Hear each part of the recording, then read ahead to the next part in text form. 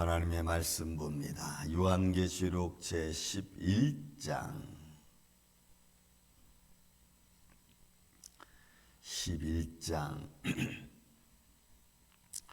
오늘 9절에 있는 말씀부터 다시 한번 말씀을 보겠습니다. 13절까지 9절부터 13절까지 말씀을 교독하겠습니다. 백성들과 족속과 방언과 나라 중에서 사람들이 그 시체를 사흘 반 동안을 보며 무덤에 장사하지 못하게 하리로다.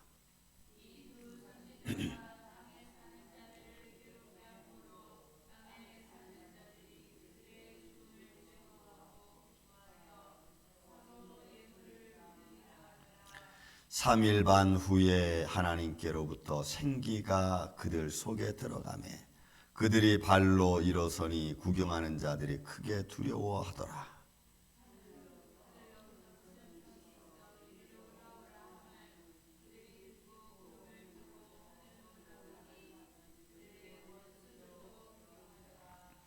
그때에 큰 지진이 나서 성 10분의 1이 무너지고 지진에 죽은 사람이 7천이라. 그 남은 자들이 두려워하여 영광을 하늘에 하나님께 돌리더라. 아멘. 자, 계속되어지는 말씀, 여러분 이 말씀 5절부터 시작되어진 말씀에 쭉 보면은 시대의 역사의 흐름 과정 속에서 이루어진 복음의 역사인 것을 우리가 어렴풋이 좀 짐작을 합니다. 그러나 말씀이 워낙 비유적인 말씀으로 되어져 있어서 그 말씀이 이거다라고 우리가 좀 부족한 우리 인간의 지혜를 갖고는 설명하기가 쉽지 않습니다. 그러나 말씀의 흐름의 내용을 보면은 한 절 한 절 속에 담겨져 있는 말씀의 그 함축적인 의미는 굉장히 크고 많은 것을 담고 있는 것을 우리가 볼 수가 있습니다. 자, 오늘도 말씀을 보겠습니다. 우리 8절부터 보면은 그들의 시체가 큰 성 길에 있으리니 그 성은 영적으로 보면 소돔이라고도 하고 애굽이라고도 하니. 여러분 복음이 증거되어지고 예수 그리스도께서 이제 공생애를 시작하시죠. 세례 요한으로부터 세례를 받으시고 3년 동안 혹은 3년 반 동안 공생애를 시작하십니다. 그 공생애를 시작하는 과정은 복음이 실제적으로 이 땅에 예수 그리스도의 입을 통해서 증거되어지는 거죠. 그리고 누가복음에 보면은 성령이 예수님이 하시는 일을 돕더라 했으니까 성령이 도우면서 또 기적과 표적이 일어나면서 복음의 역사를 통하여 많은 사람들이 주님께로 돌아옵니다. 그리고 주님을 따르게 되죠. 그것이 예수님 부활하시고 난 후에 사도행전 1장, 2장 그리고 6장까지 보면은 사도들을 통하여 일어나는 수많은 기적과 표적들이 계속해서 증거되어집니다. 그러나 그렇게 복음이 증거되어지는 과정 속에 복음을 반대하고 정치적으로 막고 또는 제도적으로 막고 또는 그들의 습관적인 율법으로 막고 해서 복음이 전파되지 못하도록 그들은 가로막습니다. 그리고 복음을 반대하는 자들이 나옵니다. 네로 황제로부터 시작해서 도미티안 이런 그 로마 황제들은 그리스도의 복음을 계속해서 반대하죠. 결국 그들은 땅에 사는 사람들이기도 하고 때로는 소돔과 고모라 같은 그런 현장 속에서 복음이 들어가도 그들이 받아들이지 못하게끔 세상은 자기의 즐거움으로 충만해져 가는 것을 우리가 볼 수가 있습니다. 그러니까 복음이 증거되어지는데 복음이 그들의 삶 속에 깊숙이 들어가는 것이 쉽지 않습니다. 왜? 그들의 복음이 떨어진 곳이 마치 소돔과 고모라 같은 땅이고 애굽과 같은 땅이기 때문에 그래요. 그래서 세상 관습에 풍습에 자꾸 복음이 감춰져 버리는 거죠. 그 감춰지는 것을 성령의 역사와 복음의 증거자를 통해서 자꾸 바깥으로 이렇게 나오게 만드는 그런 현장 것을 우리가 볼 수가 있어요. 그러나 그래서 주께서 십자가에 못 박히신 곳이라 했더니 결국 복음의 죽음, 예수 그리스도의 십자가의 죽음은 결국 복음을 확장시키죠. 왜요? 성령의 역사가 이제 예수님이 말씀하셨잖아요. 우리 요한복음 13장 14장에 보면은 내가 가는 것이 좋다. 그래야지 보혜사 성령이 와서 너희를 고아와 과부같이 버려두지 아니하고 영원토록 너희와 함께 하실 것이다. 그래서 성령의 역사가 이제는 막 우리가 눈에 보이지 않지만 성령의 역사가 막 물밀듯이 밀고 들어오죠. 그러니까 예수 그리스도의 십자가의 죽음과 동시에 성령의 역사가 이루어지니까 그 역사는 예수님이 진짜 육신의 몸을 갖고 제한적으로 있는 그 상황보다는 훨씬 크게 세상으로 확장되어져 가는 것을 우리가 볼 수가 있습니다. 자, 그런 과정 속에서 여러분 이제 9절 백성들과 족속과 방언과 나라들의 사람들이 그 시체를 사흘 반 동안을 보며 무덤에 장사하지 못하게 하리라. 여러분 이 말씀은 백성과 족속과 방언 나라 중에 사람들이 그 시체를, 그러니까 결국은 이것은 땅에 사는 사람들입니다. 여러분 시체를 고대 사회나 그 옛 사회는 시체를 무덤에 넣지 않고 그렇게 십자가에 걸어놓든지 아니면 그대로 둔다는 것은 수치 중의 수치입니다. 죽은 자에 대한 수치이기도 하고 동시에 그 가족에 대한 수치이기도 합니다. 우리나라도 한때 조선시대에는 사람을 죽이면 하나의 어떤 징벌적인 차원에서 목을 베서 나무에 걸어놓잖아요. 그러면 그 모습이 온 그 지역사회에 퍼지면서 지탄의 대상이 되잖아요. 그러니까 시체를 넣지 않는 것은 이 당시로 시대적인 배경으로 보면은 아주 수치 중의 수치입니다.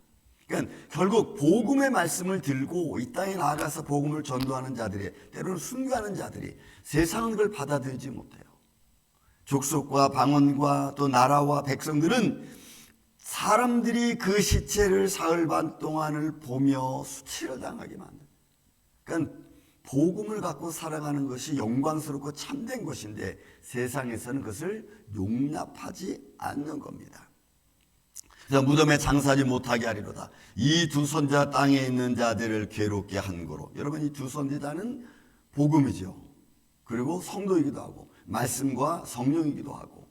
어쨌든 세상을 괴롭히는 것은 세상의 관습대로 욕망대로 욕심대로 살아가려고 하는데 그걸 못하게 하는 거죠. 그래서 대제사장들도 예수님이 복음을, 하나님 나라의 복음을 전하니까 아주 싫어했잖아요.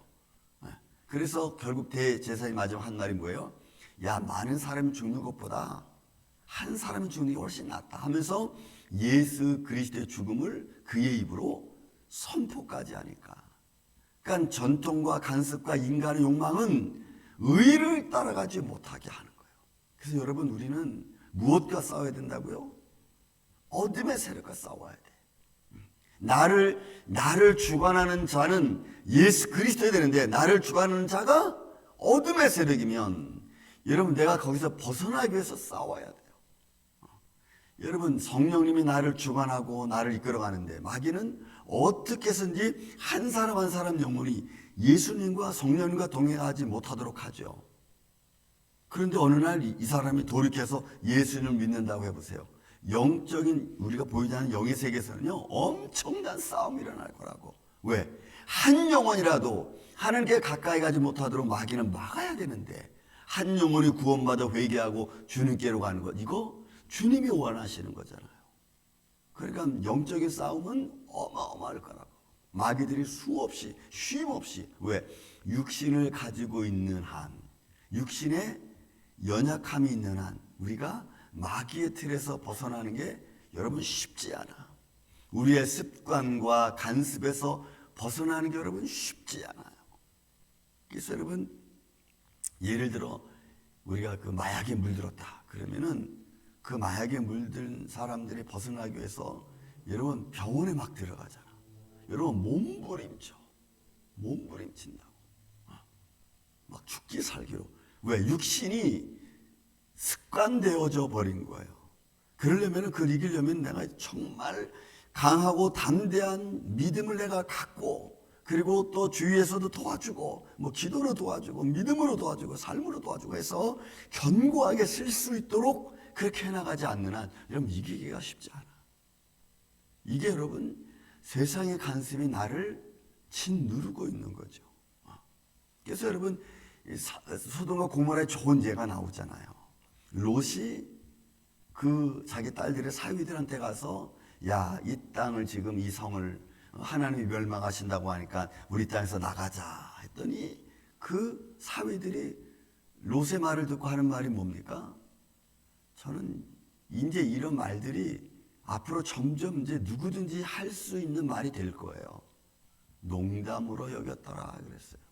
사소한 일로 여겼더라 이랬어요. 그러니까 하나님의 진노의 말씀을 들어도 농담으로 여길 정도로밖에 마음이 되지 않아. 사사롭게 그냥 생각하고 마는 거예요. 그게 정말 생명의 말씀인지를 감지하지 못하는 거죠. 왜? 세상에 내가 그만큼 물들어 있고 그렇게 물들어 있는 나는 하나님 말씀이 내 안에 들어오기가 여러분 쉽지 않아. 세상은 점점 그렇게 될 거예요. 그런 모습이에요.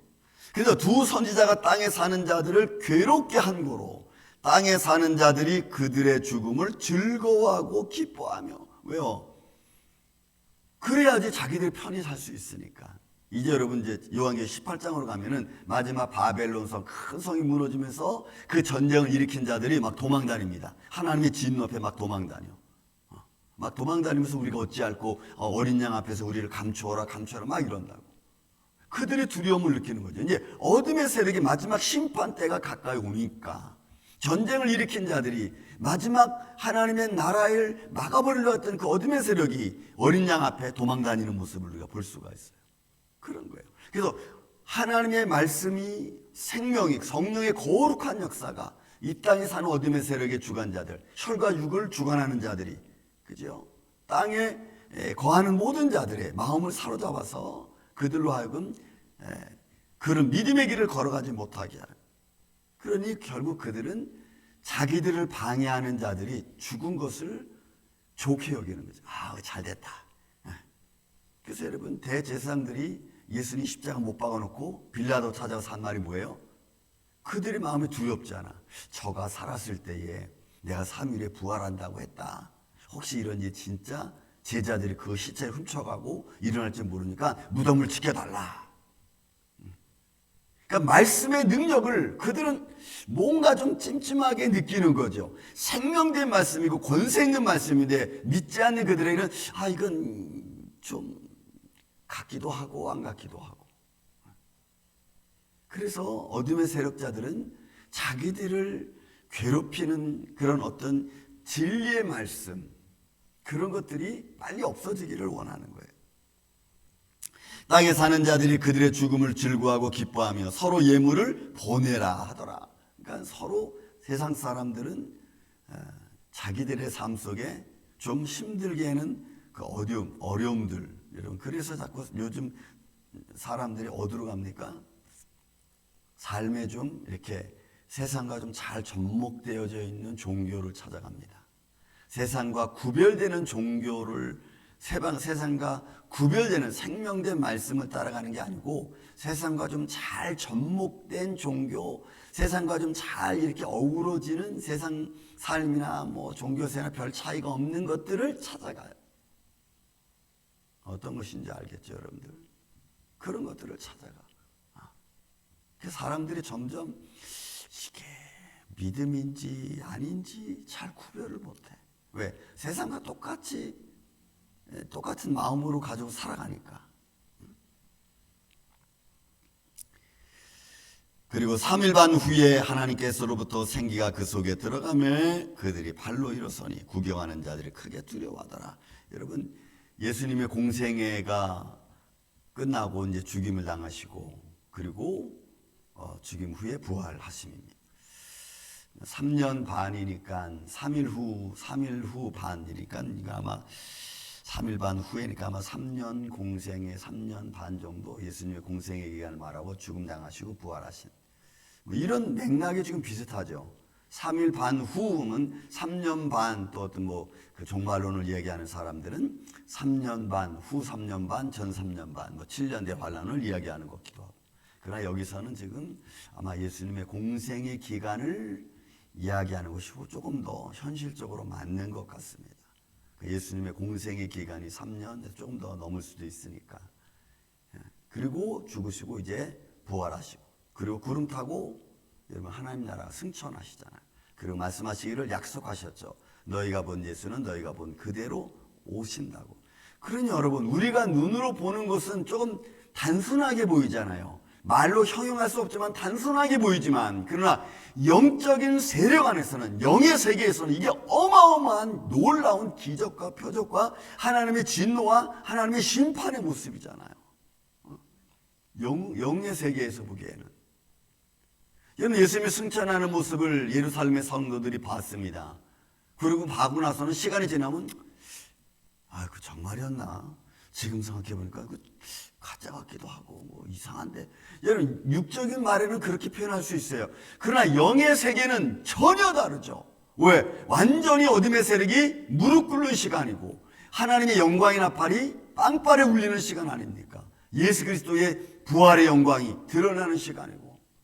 그런 여러분 영의 세계에 지금 나타나는 현상과 육의 우리 눈에 보는 세계하고는 전혀 차원이 다르다고.